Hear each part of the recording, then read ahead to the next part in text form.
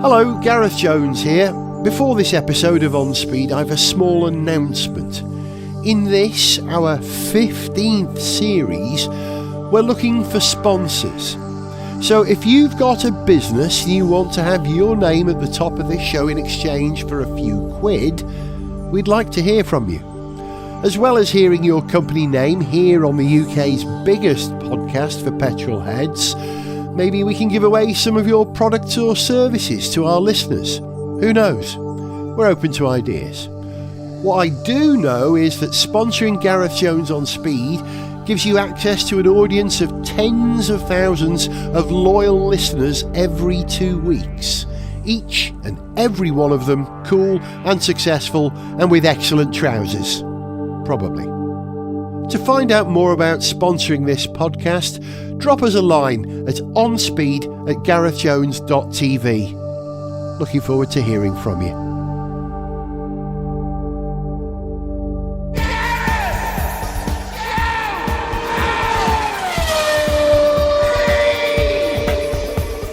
Hello and welcome to Gareth Jones on Speed. He's Zog. Hello. He's Richard. Hello. Finn's over there. Finn, you going to say something? Yes, right on cue. And Violet is quiet on the sofa. Nice to have you with us. Hello. How are we? Good, thank you. And also, I'm taking up Finn's airtime. Yes, good. We need more interruptions. Yeah, welcome to the show. And what a week it was for driving in Suffolk. Or perhaps not. If you're anywhere near a member of the royal family, you will have read that Phil the Greek, I think that's his correct name, Richard, isn't it? Phil the Greek? That's his legal royal name, isn't it? What is his royal name? It'd be really complicated, won't it? His Royal Highness, the Duke of Edinburgh, but is it? Yeah. He's probably got loads of other bits. Is there a Mountbatten in there somewhere? Yeah. I'm not sure. Yeah. Maybe there is. Mountbatten. Someone, I think it was Danny Baker, said on Twitter after that car accident, there's a picture on the BBC News site of Prince Philip as he is now. And Danny Baker made the point, it's like, first of all, Prince Philip as a younger man was a very handsome chap. You know, you could see why he was quite a sort of pin-up in the 1950s. He was rakish. He was the living image of Matt Smith, Doctor Who, I'm told. Extraordinary. Well, yeah, anyway, we'll come back to that. But also, Danny Baker made the point that Prince Philip now looks like his younger self made up to be an old man for a TV show where they've overdone it. Yes. And nobody looks that old. I know what you mean. So Prince Philip, Duke of Freelander, I think that's his name, managed to roll his Freelander 2, I believe. I don't know the circumstances. You know the circumstances of the crash. What actually happened? Has it been revealed, Zog? Well, I think what happened, as I understand it, and important caveat, I wasn't there. I didn't see it. Unusual, because you're usually there, aren't you? Yeah. But, you know, I think the report that I read, he pulled out from a side road, turning right on a main road, and as he did so was T-boned, hit in the side by a car that was coming along the main road. Right. Now, it sounded like one of those cases where a driver pulls out either not realising that a car is coming or not realising how quickly a car is coming on them. And supposedly he said immediately after the crash he was dazzled by the sun or something, which would, you know, which ties up with that, you know. Yeah, older driver who probably isn't quite as capable, sun in your face, yeah, that can make it easy to miss some oncoming traffic. Yeah. And in a car which could roll because it's a bit higher than the irregular car. Are Freelanders prone to rolling at all, Richard? Pretty hard, though, haven't you? You've got to, so. You've got to hit I'll it tell you what pretty was hard interesting, to roll though. A guy I know who's a car engineer made a very good point about this on social media. Lots of people were going, oh my goodness, it's a miracle he walked away with no injuries. It's a miracle. And my mate went, no, it's not. It's good engineering. Yeah, absolutely. That is good engineering is why he walked away. It's no miracle at all. It's because that car, and it's not even a brand new design. But it's just its safety engineering did exactly what it was designed to do. The structure of the car maintained its shape. I presume the curtain airbags and stuff deployed in a rollover as they should to protect the head. And it did everything it was supposed to do. And so even a 97-year-old man who's not been in the best of health can crawl out of the sunroof uninjured. Reasonably. Does a car driven by a royal, apart from having curtain airbags, have curtain red carpet as well that rolls out automatically when the door opens or something? I don't know. I do know something odd, though, is that he wrote off that Freelander, I would guess. I mean, it didn't look too mangled, but it had bounced off its roof. I guess that's a write-off.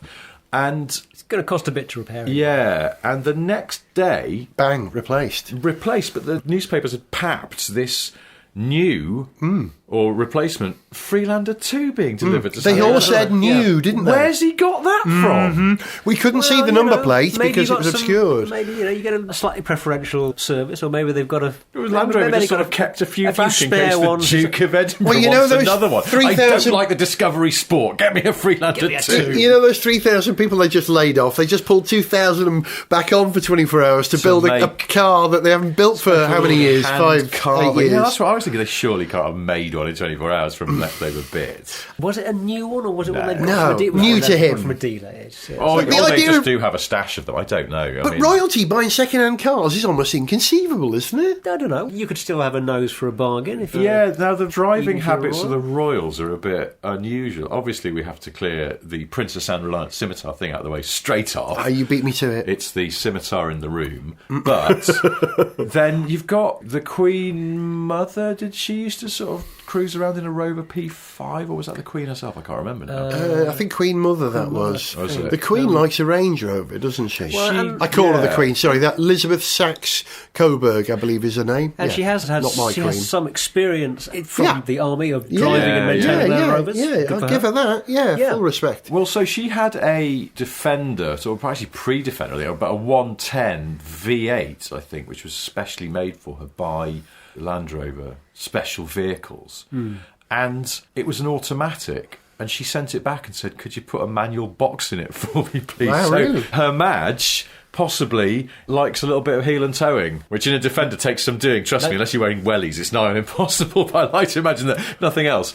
That Her Majesty Queen Elizabeth II is someone who likes to work a clutch was it the Range Rover or the Discovery that was one of the first cars to have a curry hook? It was a Discovery, wasn't it? Discovery, yes. Yeah, Finn says no, yeah. It's a shame, really, because she could hang her handbag. She always carries a handbag. She could hang it on the hook, couldn't Joking aside, I think I read somewhere, I'd have to check this, that one of her cars, one of the little modifications they'd made for her was that there was a hook for her to hang her bag. There you go. Maybe that's where the curry hook inspiration came from. It wasn't at all from an engineer who spilt a takeaway on the way home, whatever the story was. I'd be very happy if it was Liz Sachs Coburg who invented the curry hook.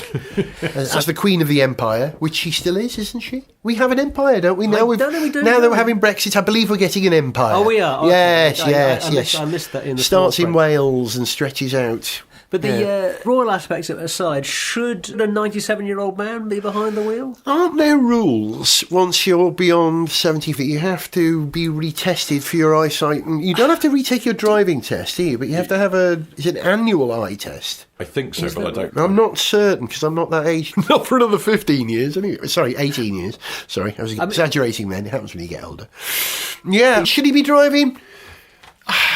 Probably not beyond 95 or 90, really. I know medical science has come a long way. I mean, if the tests are good enough, then I'm okay with that. If you can demonstrate as a 90-something that you're competent behind the wheel, of course you should be able to drive. Well, how old's Sterling Moss? How old's Richard Atwood? They're sort of gentlemen in their 80s, and I would rather ride in a car with them on the road than with a lot of younger people. Someone who's, because lots of people who are in their 20s are absolutely terrible drivers. Although even for someone like that, there is going to come a point where even Sterling Moss might not be as safe as the average driver. Sure. But then also somebody like that, they will probably be quite aware of when they can't drive so capably, and you would hope they'd give it up at that point. At the same time, we all want to feel that we have the right, if we've got a vehicle, to drive when we want. This is something we don't want anybody telling us we can't drive. But my grandmother, years ago, learnt to drive. She was certainly in her 70s. What, when she learnt to drive? When she learnt to drive. Really? Yeah, when she got a licence. What brought that on? I guess she was bored and had a bit of time on her hands. And, she also and living take up smoking and stuff as well. You might as well at that age. Yeah, parachuting or skydiving. I've always wanted to try heroin. Well, maybe she did a bit more on the side that she didn't tell us about. But the driving thing, she wanted to be able to get around more easily, be more independent, I think. And so, learn to drive, get a car. But while she was learning to drive, she was obviously terrible. Any time that either of my parents were out with her to give her a bit of practice, they had some horror stories about just how bad she was when she was learning. She did pass her test, but within weeks she had collided with an entire troop of, I think, Royal Marines who are on a training ground. What? An entire troop? There were 60 of them, there one by were one. broken limbs. No, I'm sorry, I wasn't. Sorry. She injured several soldiers who were. Whatever she maintains happened, I'm sure they were in perfectly good order in some kind of single file running along the side of the road they should have been. But I bet they were wearing camouflage. So really it's their own fault. But anyway, she had a licence taken away by a court, quite rightly. So on the kind of anecdotal family experiences, older drivers, pretty dangerous. Was that it? Her licence was taken away permanently? Well, okay, the truth is I don't know whether it was a permanent driving ban or whether she was banned and then just decided not to go through the process of reacquiring a licence, probably because everyone said, no, please don't do it. The driving licence, I believe, entitles you to drive on the Queen's Highway, as it's called.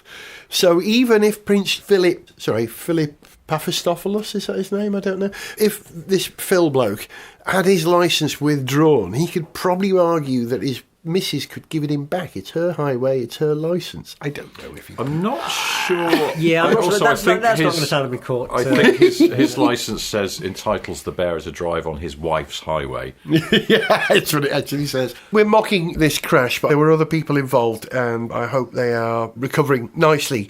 They seem to be fine, except there's that one woman who I think was the passenger who's in all the papers going, no, they haven't been in touch, they haven't apologised. It's like, it's a road accident. It goes to insurance companies. They tell you not to. I can't believe contact with the other driver. Yeah, I can't believe the guy who drove into me. Why hasn't he rung to say sorry? You don't do that. That's exactly what you don't do, because your insurance people say never say sorry, because it's admission of guilt. Although if you're a decent human being, at the side of the road, you have some kind of human exchange and check everyone's. But they're claiming that Duck of Edinburgh did that before he was taken away. That's what I thought he did. What's odd about it is that he was driving on his own and there were no security people even following him, or certainly not following close behind, because it seemed like it took a few minutes for them to protection officers were. Which is weird. I once was in the same place as Prince Harry years ago, and he was driving himself in an Audi A3, but he had a protection officer in the passenger seat and then another one or two in a Range Rover behind, and they were following pretty closely behind as well. Because I suppose the thing is, they're always going, well, Prince Harry, great high-profile kidnap target, but then if you kidnap the Duke of Edinburgh, he's 97, he's not putting much of a fight up, is he? I've got to ask, Zog, we know you've had a fairly dramatic crash. We've talked about it on Speed a long time ago when you were in your de chevaux. When I fell asleep. Yeah.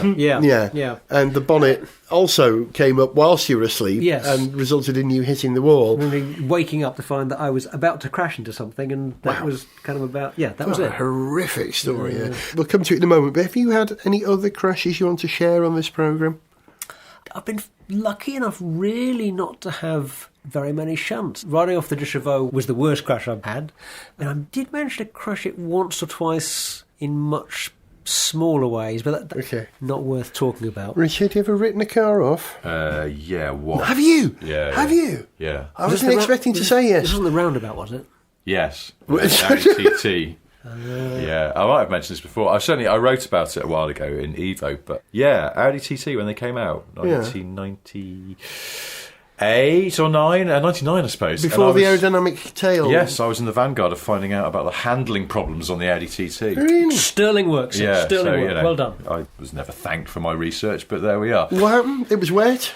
No, I suppose the main factors in the accident were that a short wheelbase car with, as it turns out, quite snappy breakaway characteristics, an unevenly surfaced large roundabout underneath the motorway junction in Birmingham, and a 23-year-old idiot at the wheel who had just moments earlier said, of course, it's four-wheel drive, so it's got loads of grip, to his passenger shortly before the back end of the car sort of skipped slightly over a little fissure in the road and kicked out, and then we went into a spin and we hit the quite high curb on the roundabout itself just by a motorway bridge support, which I thought we were going to hit, and thankfully we didn't, but the curb flipped us over and we rolled over twice.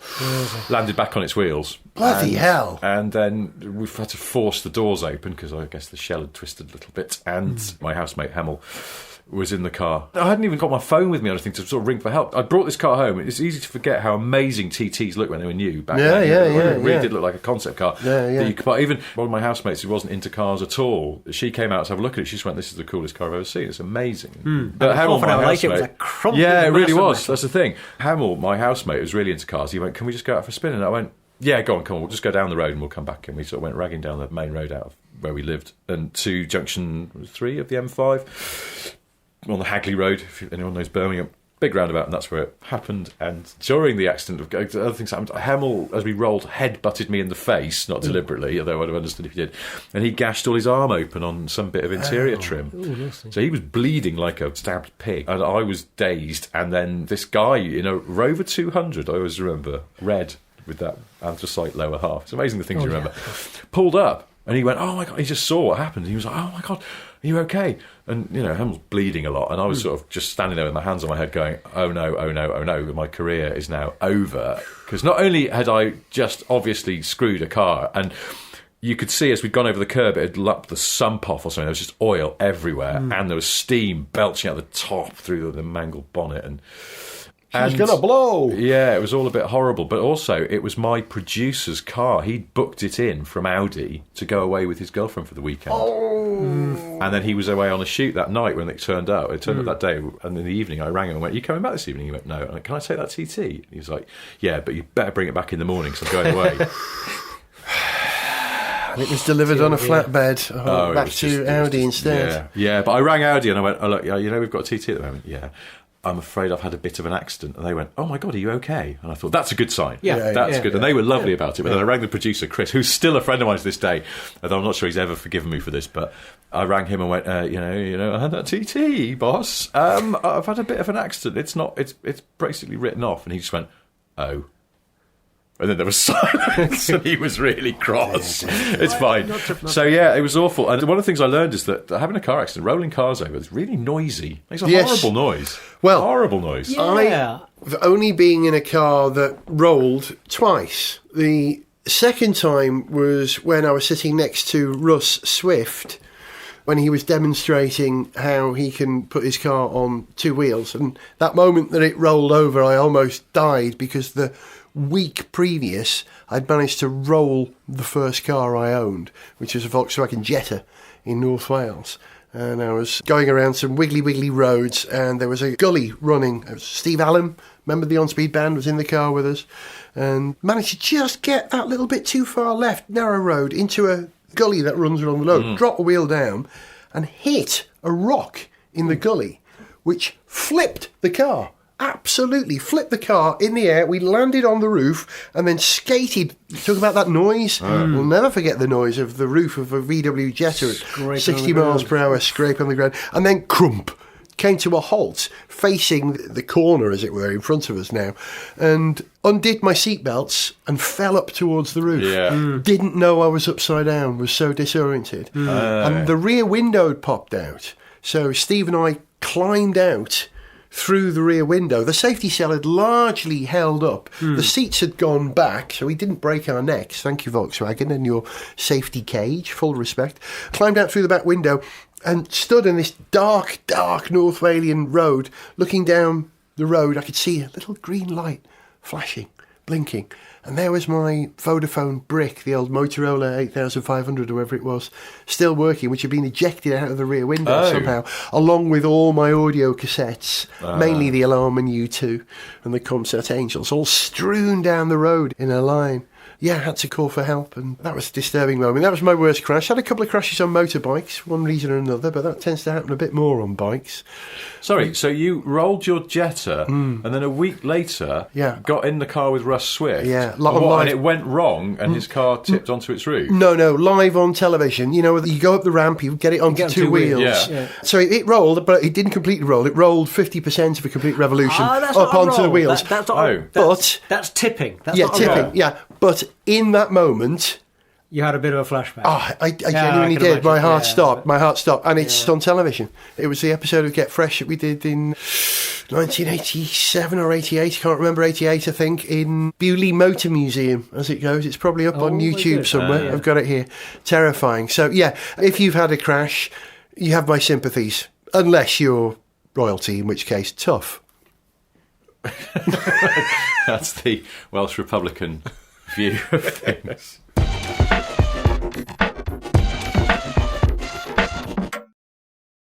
I don't know what all the fuss is about with this little car accident and Prince Philip, God bless him.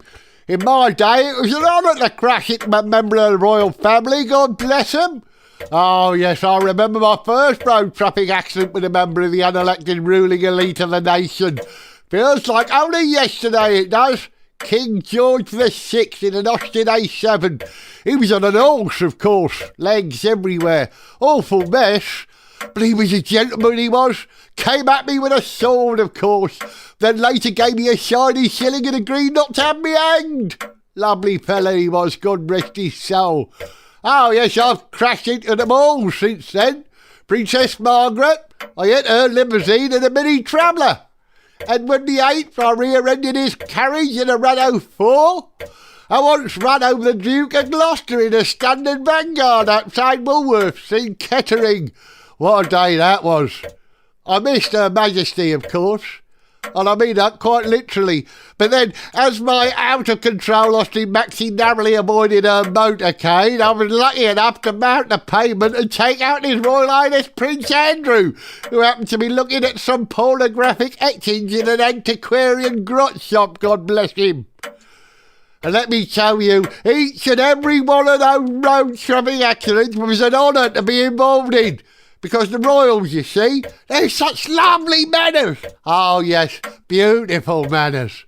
That's the thing about colliding with a member of the royal family. Yeah, they might call you a stupid peasant and try to have their protection officer snap your neck, but they look you in the eye and shake your hand afterwards. That's breeding for you, that is. Of course, my very favourite is Princess Anne. I took her out with a Citroen BX on the A303, Ponymore roundabout. Lovely T-bone. And oh yes, what an honour that easily avoidable collision was. A real privilege. She's a true lady, Princess Anne. Even when she's been smashed sideways through some bollards and come to rest in a ditch. Yes, I'll always treasure that medium-speed collision with Princess Anne, good lover. Can you remember what car she was driving? No, sorry, I can't. Step Central with Gareth Jones on Speed! You only have to have listened to Gareth Jones on Speed just once to know that I'm a massive fan of the band Slade. I think I may have mentioned it once or twice. But I've never had a member of Slade on this podcast until now. Just before Christmas, I was up in North Wales and quite by coincidence, Wolverhampton's finest were also there, playing a gig in Wrexham as part of their annual Christmas tour. So I got in touch with Slade's drummer, Don Powell, and asked him if I could interview him for Gareth Jones on Speed. As a hardcore Slade fan, I already know a great deal about Don's car and driving history, which has swung between the downright cool, the ostentatious, the very mundane, and the truly tragic. And I use that term very carefully in this context, as you will hear, as I interview a man I've known for many years, and who is one of my heroes, Don Powell from Slade. Don, thanks for finding time to talk to me today. Oh, my pleasure, Gaz. I want to talk to you about cars. Right. Do you drive now? What do you drive? I do. At the moment, I'm just driving a little Citroen Berlingo. Nice, practical. And perfect. I can get the dog in there. I can just get the shopping in there. You know, it's one of those cars I don't have to worry about it being clean. You know, like the upholstery inside. Like I said, there's all dog hairs everywhere. But no, it's a perfect little working horse. Do you ever have to carry your kit around with you, or is that all done when you're gigging these days? I'm lucky enough to have all that looked after for me. But I mean, we did it like when we first started. Obviously, we didn't even know what a roadie was. so we used to have to take out equipment. In those days, Gaz, as you probably know, there was only tiny equipment then. So we used to go on the bus and put the equipment underneath the stairs where you could do then, and just go on the bus down to these youth clubs or pubs or wherever we were playing. Did you ever have like a Thames van or anything like that? Yes, we did have a Thames van, one of the very first ones. But it was great actually, because one of the guys who was in the original band, it was his father's van, and he used to drive us. His name was Reg, and we could get us. There was 5 of us then. Us and all the equipment in as well. But it was only small equipment then we had. So what year are you talking about here? Probably 62. So this is In-Betweens? Not the Vendors. The Vendors. The Vendors, yeah. So the band before the band before the band. The band before the band before I was shaving. And were you driving? When did you buy your first car? Was it when Slade made some money, or did you have a car before then? No, it wasn't Slade. It was still the In-Betweens. It was about 65 or 66. And it was a little box standard Mini. Excellent choice. Yeah, it was fantastic. I think it was an 800cc thing, I think it was. And it had the 8-track in it. And the whole lot cost me, I think it was less than £500. It was 450 or something like that. But it was less than £500. You bought it new? Yeah, brand new. I was flash. Well, how that came about, my girlfriend at the time used to babysit for this car dealer. He obviously got me a good deal on it. That's handy. It's not who you know, it's who you know. That's it, that's the one. Yeah. So in the In-Betweens, you're driving around in a Mini. You probably then spent, well, every day since then on the road in one form or another. Yeah. I mean, after I think I had a couple of Minis at first, and then we became Slade, and then we started to get Success, and that's when I was able to afford the S3 Bentley. Nice. And you bought that, what, 72, 70? 73. 73. 73 for £2,000. No, you're kidding. £2,000. Didn't you all have Bentleys in those days? No. Dave had the silver Jensen first, one of the very first Jensens. Jensen CV8. That's the one. Yeah, he had that. And Jim had the MG Midget. You had a midget? Yeah, MG Midget. Yeah. And Nod just had an Escort, and then he went for the Merc, the sports model. It was a 450, wasn't it? 450 SL, can't remember. remember. That sounds like it. But So was there literally 1 week where Chaz, your manager, said to you, look lads, here's enough money you need to go out and buy the cars you want? Was it like that? It wasn't Chaz who said it. I think we just realised amongst ourselves, because Chaz was always trying to get us to move to London. No, we suddenly realised when we had some of our first royalty checks coming, which was rather nice, which we didn't expect. I knew this. Actually, it was a friend, the car dealer who I bought my Bentley from, was a friend of Dave Hill's father, Jack. Right. Jack used to be the mechanic there many, many years before. And this young guy, I can't remember his name now, but he was an up-and-coming salesman there, and he got me the Bentley for £2,000. Why a Bentley and not a roller? Because rollers are more rock and roll, aren't they? I don't know, actually. I don't know what it was. I wanted the S3 type style anyway, with the twin headlights at the front. Nice. So I really thought that was sort of classy. Actually, I don't know why, not the roller, Gaz. I did get the roller after the Silver Cloud, the same style as the S3. Were you ever a motorsport fan? You must have known some F1 drivers over the years. No, not really. I was never a fan of that kind of thing. We met James Hunt a few times. He came to some of our shows in London. He was a big fan, apparently. Yes. And we met James, but I can't say I really knew him, but I mean, he was a nice guy. To complete the circle, in the film that they made about James Hunt's life recently, they had Come On Feel the Noise playing. I know. I went to see the film. I didn't know that was being used, Gas. And he sounded quite nice on when it came. I think it was because of the era. I think that's what it was. But it sounded quite nice. Yeah, well, your music's iconic. Yeah. And I'll tell you what, they use it as well in quite a few other TV series as well, don't they?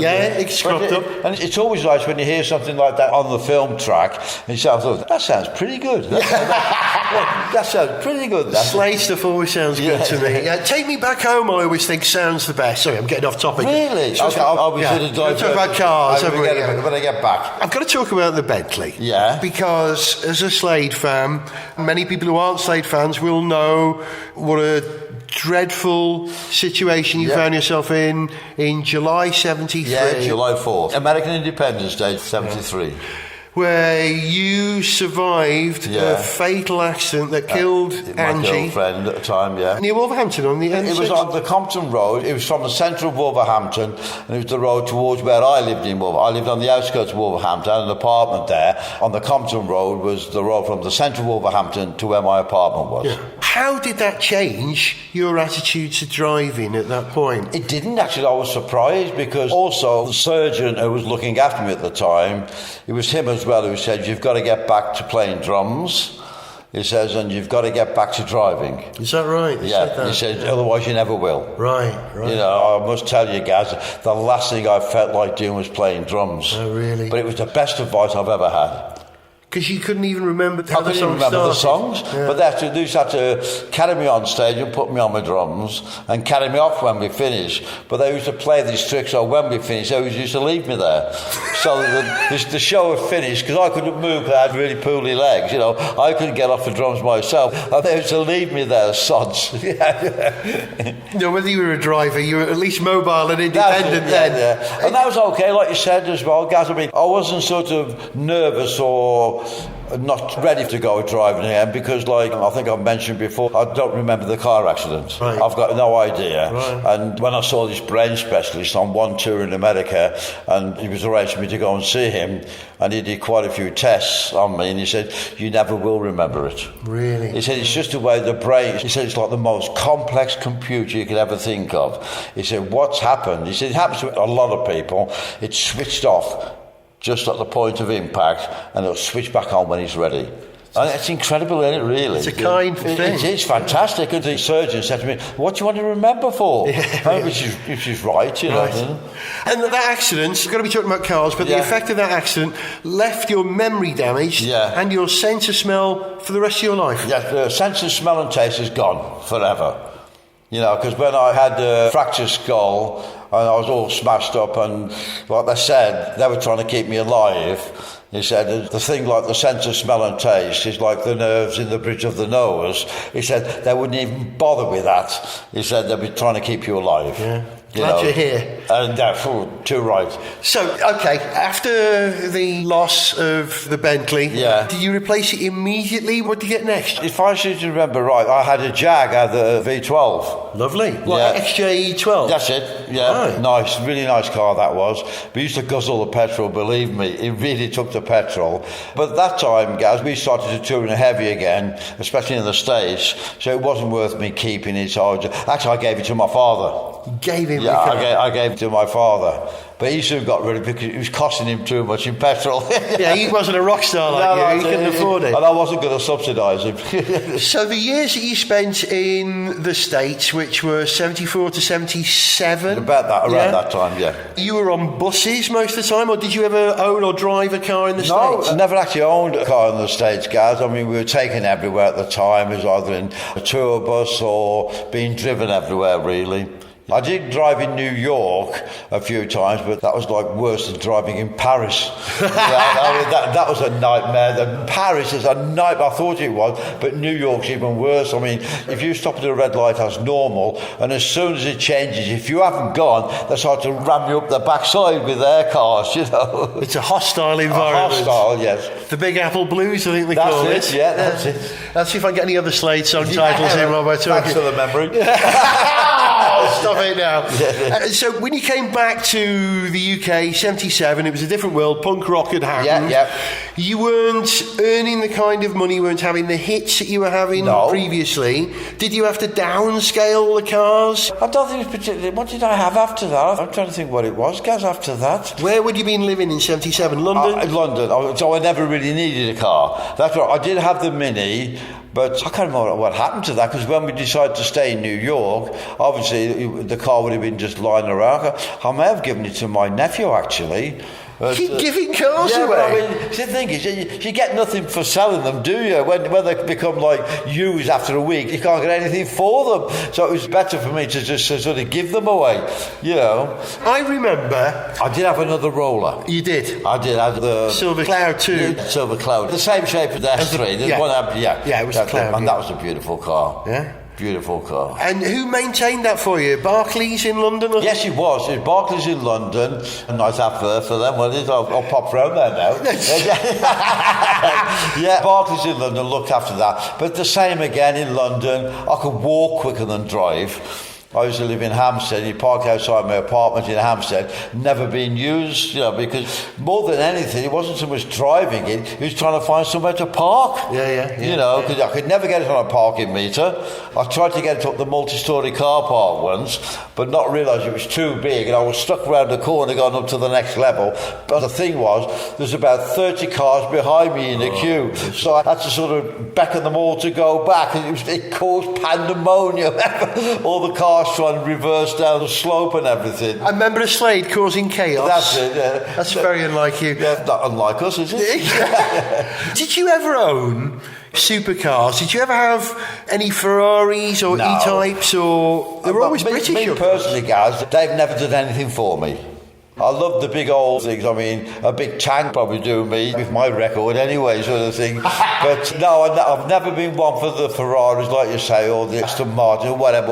I like the big thing around me, like the Bentley, the S3, or the Silver Cloud, Dave had a Jensen CVA and a couple of rollers, from what I remember. That's right, yeah. The Jensen CVA was a beautiful car, and then he had the Silver Cloud as well. With a famous registration. Yeah, well, actually, that registration was on, what they call it, not a Spitfire, it was, I'll think of it in a minute, but I can picture it. He didn't even notice what the number plate was. Really? He bought the car, and I remember, but I think we were still with our parents still then, and I went to his parents and said, have you seen what your number plate is? It said Yob 1. Yeah. And that was a complete coincidence. Yeah, total. He said, no. I said, go and have a look at your number plate. And that was Yob 1. I mean, so unique, that thing. Yeah. And he was the super Yob before That's then, it. wasn't That's he? how it worked perfectly. Yeah. Dave and his Jensens, he had MGs. Was it a Sprite, a Notting Healy Sprite? No, it wasn't. No, it wasn't. I'm trying to remember. I think I can picture it, but I remember the first time we met, you and me, which was in 1978, only about... Was it that late? Yeah, it was. Yeah, it was the first time we Wow. met. I've been coming to your gigs, but the first time I walked into a room to talk to you was 78. I was 17 years old, and you were playing no more than 15 miles away from where we are right now. Right. And this woman, Carol, who's with me now, was with me. She was my girlfriend back then. Okay. And we came to the Tivoli in Buckley. Wow. And I remember seeing your Rolls Royce or Nod's roller with the registration NDY82 parked, and I think you were all travelling in that. Was it a big limousine? Yeah. That was a present that Chaz bought us. Your manager bought you a roller. Bought that roller as a present. Nice. Because we were either going on the train or just going in our own cars, and as a lovely present, he bought us that roller. He was a good man, Chaz. Nice. That was quite a nice car. That was quite a nice car. So, what's the worst car you've ever owned, Dom?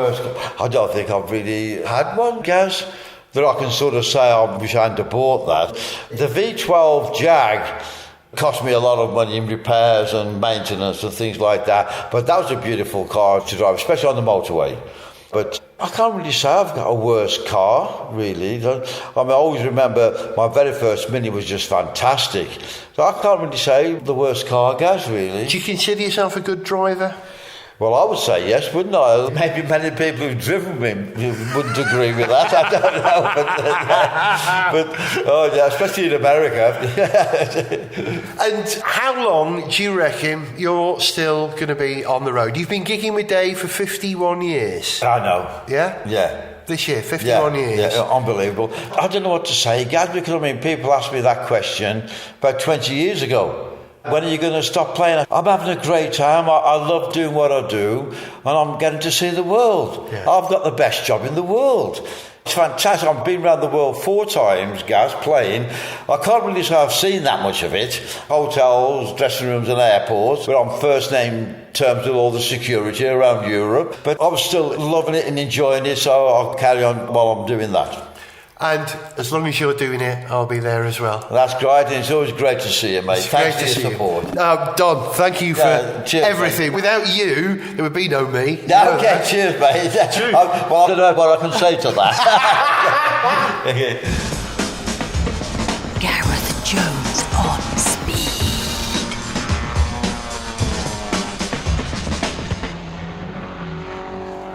I absolutely mean that. Don Powell is responsible for me being a podcaster, ultimately, because all I ever did was set out to be a member of Slade, or the first Welshman on the moon, and that's why I ended up in rock and roll, then television, and now podcasting. So without Don Powell, there would be no me. So we're completing the circle here. Exactly. Many thanks to Don Powell for allowing me to interview him for this programme. It was a huge privilege for me, and I wish him well, because shortly after we did that interview, just before Christmas, during Slade's Christmas tour, Dom was running for a train, I think in Wakefield, and the tendons in both his legs snapped.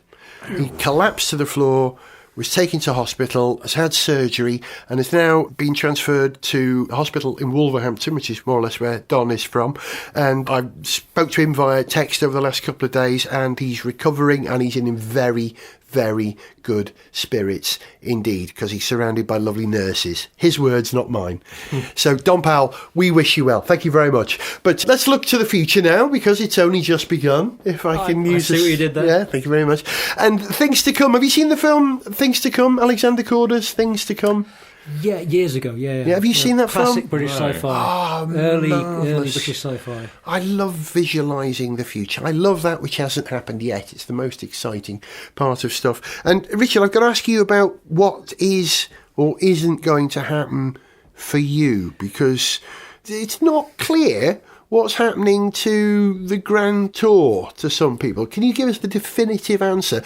It's not over, is it? No, it's not over. No. There's a series on now. There's a series on now which started a couple of weeks ago. I downloaded and watched Last week. the first one last week, yeah. And that's 14 shows over 13 weeks, because shows 2 and 3 are the Siamese in as much as they are a 2-part special from Columbia, which is going out this week. So 14 shows in total. That's Series 3. That then fulfills the original 3 series that Amazon bought, but they have now renewed the show. So next year, there will be the Grand Tour, but what's going away is the tent. So the studio bit's going away, and the idea of doing a series of 12, 13, 14 shows in one block, that won't happen anymore. Basically going to be just specials, and there'll be 2 specials a year for 2 years, so that'll take us through sort of 2020. Wow, is it already 2020 next year? 2020 and 2021. Yes, So there is more Grand Tour, but there won't be any more tent and all that sort of stuff, and there won't be any more bits where Jeremy goes to the track with a new sort of performance car and drives it around, and there's a lap with Abby, our driver. All that's going away, all sort of the peripheral stuff, if you like. Just concentrate on, let's be honest, the stuff that people seem to like the best. So no more road tests, No. other than in the context of if it happened to happen in one of those big specials. Yeah. And it will still be called the Grand Tour. Yes, because the thing about those specials is they kind of encapsulate the notion of the Grand Tour the best, because they are big journeys across far-flung lands, and that's always what seems to go down the best with viewers, and stuff for a while. Yeah, ages ago, I said surprise to our producer, Andy Willman, I said, when we were sort of thinking, how do we evolve the show? And I went, why don't we just do sort of like, just all do specials? And he went, you couldn't take a whole series of those. It'd be too much. And he's sort of right, but when they are just sort of how the show is now, it's almost like they're little sort of movies. So you get a couple of movies a year featuring those 3 comedy characters you know and love, and that's a way of works for Amazon. It might not make a traditional broadcast TV series. No, exactly. But it works for Amazon. Well, I suppose it would in a way that you think about. It works for, and it could work for the viewing public. We don't consume everything that we view in the way that we used to. We don't watch one show a week. Yeah. For 6 months or whatever it is, and then wait for another series to come around. But if you think about the way that the binge. BBC used to latterly sort of treated things like Only Fools and Horses just became basically an annual Christmas special, I think. They stopped doing series. So there is a sort of precedent there, and we're kind of following that model where it's almost like it's a way of a show in its dotage can be sort of gracefully allowed to carry on without really wearing through to the canvas. And hopefully that's what will happen with this. I don't know. I'm not even sure if I'm doing it. That was my next question. I have 2 questions. How does this affect you? Because most of your work is in the shorter films in the studio, isn't it? As well as the big features? Yeah, the thing with those specials is there's an awful lot of planning, and I get involved at that stage just with sort of having some input into where we might go, what we might try and do there, looking at all the research that's been done, and what cars are we going to choose, and then I always end up doing all the sort of background research on the cars themselves, because that's kind of my area of nerdery. But there's just to be fewer shows, So there would be less work. I mean, that's the thing. Generally, there's going to be a smaller team.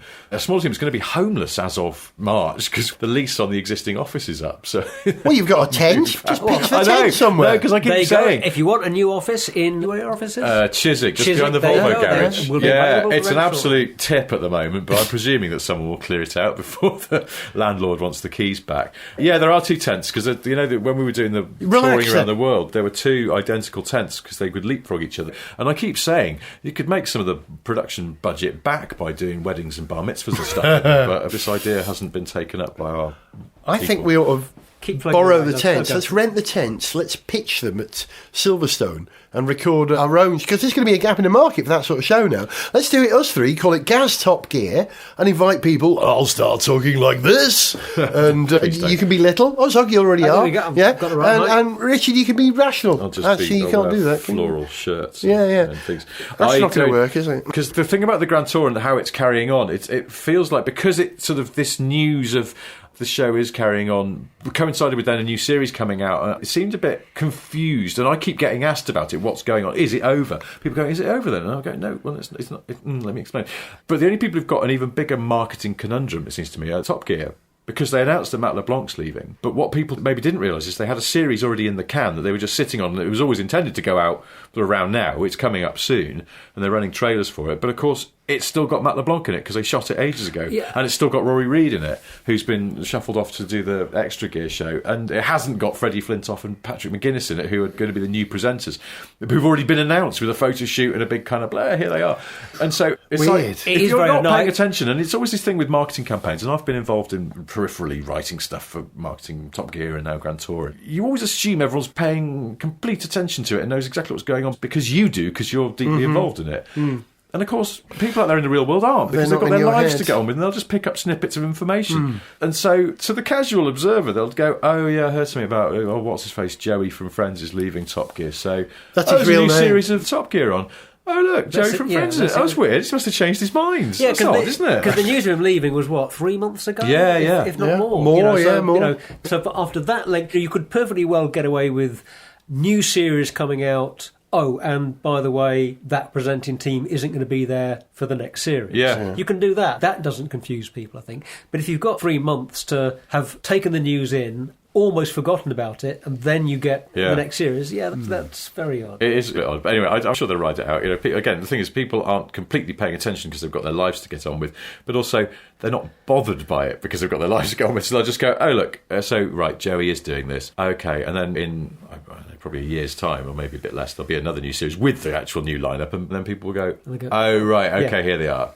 Oh, so Joey's changed his mind again. But either way, it's sort of, ultimately people will either watch it or they won't. It doesn't matter that much. Yeah, incidentally, I might have mentioned this before, but TV's Chris Monkey Harris off Top Gear, who's a friend of mine, genuinely calls Matt LeBlanc Joey. If you ever talk to Chris, he'll go, so how's it going? He's like, yeah, so I was doing this thing with Joey. And I was like, I was thinking, I hope he doesn't do that to his face, but apparently he does. Like I said, it's his real name. Richard, can I ask, why is the Grand Tour changing shape? Because the presenters are very old and tired. That's part of the reason. Although what they've done, because they are, and this is just the latest in a long, long line of absolute frigwittery on the part of all of us involved in that show and the previous incarnation. It's just sort of not thinking things through properly. They've gone, we're just really knackered and we want to do other things, so we just don't want to be endlessly going to airports and flying off places. So they've chosen to refine the show down to just the most arduous and difficult bits. I was about to say, you stupid idiots. But that's what they're doing. If they want to make it easy, they just go into a daytime quiz show where you knock out 30 in an afternoon in the one room and change your shirt every half an hour to make Jeremy it look like a week later. He's millionaired up and having a great time doing that. I was slightly annoyed he got that gig. I fancied that. He's loving doing that. Yeah, I bet I'm loving him doing it as well because I write his jokes, so it's quite good. Do you now? You've got a little a foreigner sideline going. Have you really? Yeah, a little foreigner. And they're really nice, the millionaire people. So and he's having a great time doing it. He absolutely adores doing that show. So I'm sure he'll do more. But what was I going to say? Why have they changed it? So it's partly that. Basically, Amazon really, really wanted some more. They wanted some more Grand Tour. But first of all, it wasn't clear that they did at first because they didn't really say either way. They just wanted us to crack on with what they'd originally bought, which was 3 series. I think we were sort of assuming perhaps that might be it. But we didn't know. And then Amazon came back and went, no, we'd like you to do some more. And so then sort of negotiations were open. I mean, way above my pay grade. I wasn't involved. It's none of my business because the production company that actually makes the show is owned by 3 presenters and our exec, Andy Willman. And they went into bat and talked to Amazon, and this was the compromise. The compromise actually is they'll make effectively sort of 4, I guess, feature-length specials over 2 years. But then also each presenter will do solo projects for Amazon because they would like them on their channel. Interesting. So they'll each probably do something else on their own, or at least have the option to, which I think they're all quite excited about because it means they can sort of go and do something else that's sort of, another, I was going to say passion projects, but that all sounds incredibly sort of Hollywood nonsense. But I think if you are going to rejig the show, the stuff that you most want to keep are the specials. Yeah. So they have a good shelf life, don't they? That's the right way to... Well, the good ones do stand out, yeah. Culturally, they're more like the sort of movie format, which does well on demand stuff. Yeah, that's what people go to, rather than a sort of factual programme that is a studio-based thing. There's less of that. You can see, arguably, why it's gone that way. Well, we'll do the studio bit then. We'll have that tent. Tell them we'll have the tent. Okay. So that's definitely to come. 14 episodes over the next 13 weeks. Yeah, well, where are we now? So as we speak now, if this show goes live, tomorrow, first part of the Columbia special, and I think the day after the second part. Pretty good, that. I enjoyed it, the Columbia special. I wasn't there, so it's quite nice to watch it, and I've just done all the X-ray trivia and stuff for it, and looking forward it's good to fun. Talking about things to come, and Colombia.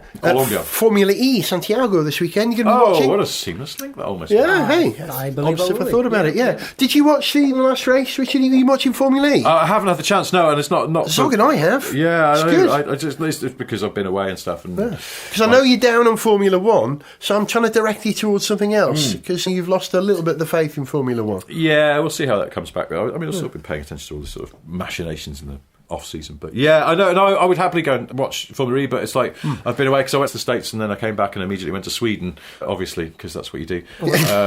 Apparently Max Verstappen doesn't want to watch Formula E because part of his FIA punishment... Yes. Community service was that he had to go to the last Formula E race. Yes. Was it really? Yeah. And do what? Observe the marshals. Really? I think it was essentially a PR thing. But isn't the FIA rather selling it short? Because the implication of making him go along to this event... Is it's a punishment? It's a bit like a... That is weird. It is weird. I mean, sure, they're going to get some publicity for it, but it's the wrong way of doing it, surely. I think it's like a victim statement sort of thing about the effects of what you do and how it affects the safety of the marshals if you're misbehaving. They're trying to lighten to see it from another side. They could have put him in prison. They could have given him a life sentence. Send him to, like, I don't know, send him to sort of like Snetterton on a really cold February day to do a historic Formula Ford race. I mean, then you feel the sharp end of marshalling. Yeah, there you go. Observe the marshalling at a banger race at imagine that. I'll teach you. He's got to go to banger race. Before we go, one final thing. WRC starts again this weekend. Did you watch any rallying last year, Richard, outside? I didn't. I love it. Catch the rallying. And if you really want a treat, watch it on S4C. That's Channel 4 Wales, S4C. It's what we call it in Welsh, S4C. The programme is called Rallyo. Rallying in Welsh. And it's basically all the action, the interviews in Welsh, but not all of them, because the only person they can interview in Welsh is Elfyn Evans. Everyone else they have to interview in their native language. So even if you don't speak Welsh, here's a good excuse to watch a Welsh channel, because we love rallying in Wales, and it's great. Elfyn is still there at M Sport. Things have changed. Ogier is now at Citroën with Esa Pekalapi. Loeb is at Hyundai. They've got a super team with Andreas Mikkelsen and Thierry Neuville there, and Danny Sordo. And of course, Toyota have got the ultra super mega team with Jari-Matti Latvala, who I like. Crashing Chris Meek. How long before Chris Meek crashes? Will he be the first one to crash? Yes. And Oitanak, who I adore as well. So loads going on. M Sport, I should mention. Evans is still there. Teemu Sunninen's there now. And Pontus Tiedmund. Who? Great name. Norwegian. Pontus Tiedmund. Do you know, sometimes things pop into your brain. Your brain does something. And just the other day, and I wrote it down just because I have a list of names I've made up. Okay. Well, you couldn't have made up Teemu Sunninen. No. More like a rally driver's name than anyone. For no apparent reason, my brain just confected the name Penny Hentegrasp. And Now I've got to try and work him into some kind of fake rally report or something. Penny Hentigras. Penny Hentigras. But it doesn't even sound properly in the Scandinavian. It's just stupid. When you said Penny Hentigras, I was picturing some flapper in a 1920s detective. Yes, no, I see it. I'm spelling. You didn't see I'd written it down. Penni. I see. I thought it was Finnish spelling. But yeah. Penny. Hello, Penny Hentigras. Well, from Penny Hentigras. Tack. Yeah, very good. From Paul Ireson. Goodbye. And me, Gary Matti Jonanen, which I think is probably Gareth Jones in Finnish. See ya. To send us an email, see pictures, get song lyrics, join our Facebook fan site, follow us on Twitter, or to find out about sponsorship opportunities, go to garethjones.tv. Gareth Jones on Speed is made in London by Whizbang. Don't forget, if you are interested in sponsoring this podcast, drop us an email to onspeed@garethjones.tv.